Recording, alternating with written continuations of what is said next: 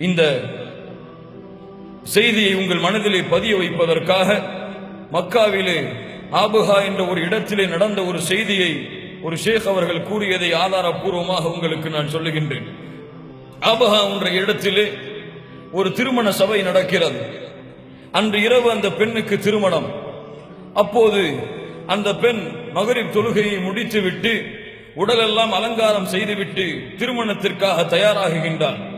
1 மணி நேரம் 1.5 மணி நேரம் அவள் தன்னை அலங்கரித்ததற்கு பிறகு மீண்டும் அதானுடைய சப்தம் கேட்கிறது. இஷாவுடைய தொழுகைக்காக தன் தாயிடத்திலே அந்த பெண் செல்லுகிறாள்.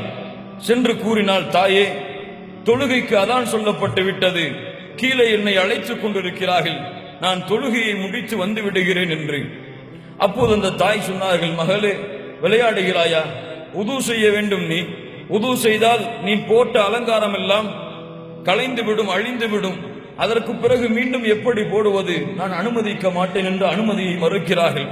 அந்த தாய் சொல்லுகிறார்கள், தாயே, அந்த பிள்ளை சொல்லுகிறார்கள், தாயே, நான் அழகில்லாமல் அலங்கோலமாக இருந்தால் இவர்கள் கண்களுக்கு வேண்டுமானால் நான் அலங்கோலமாக தெரியலாம், ஆனால் தொழுகையை நிறைவேற்றி அந்த சபைக்கு வந்தால் அல்லாஹ்வின் கண்களுக்கு முன்னால் அழகாக தெரிவேனே என்று சொல்லுகிறார்கள்.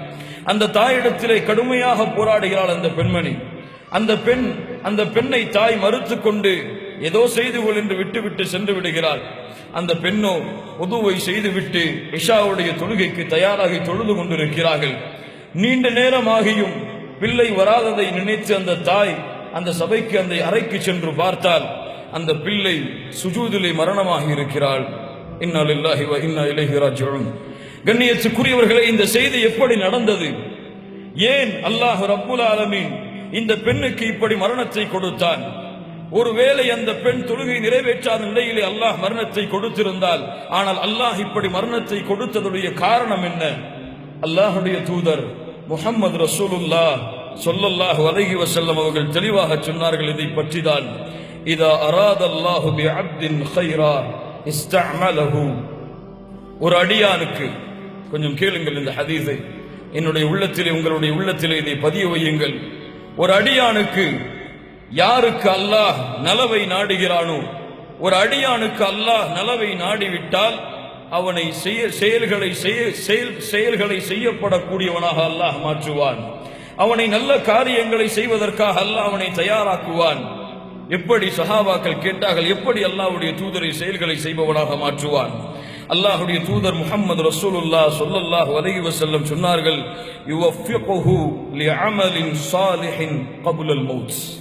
யுவஃபிகுஹு லிஅமலின் ஸாலிஹின் கப்லல் மௌத். அல்லாஹ் ரப்புல் ஆலமீன் அவனுக்கு அருள் செய்வான். அல்லாஹ் ரப்புல் ஆலமீன் அவனுக்கு அருளை ஏற்படுத்துவான். மரணத்திற்கு முன்னதாக நல்ல செயலை செய்வதற்கு.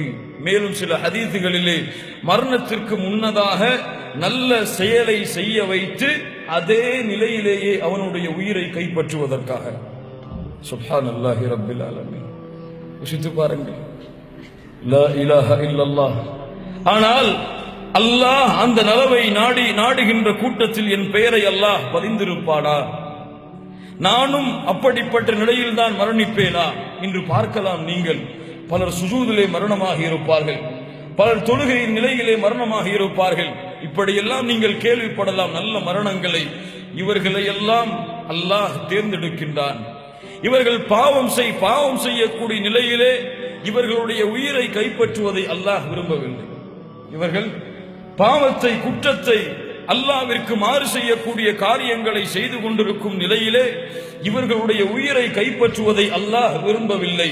யாருக்கு அல்லாஹ் நலவை நாடுகிறானோ அவர்களை நல்ல செயல்கள் செய்யக்கூடிய நிலையிலேயே அல்லாஹ் அவர்களுக்கு மரணத்தை ஏற்படுத்தக்கூடிய பாக்கியத்தை அல்லாஹ்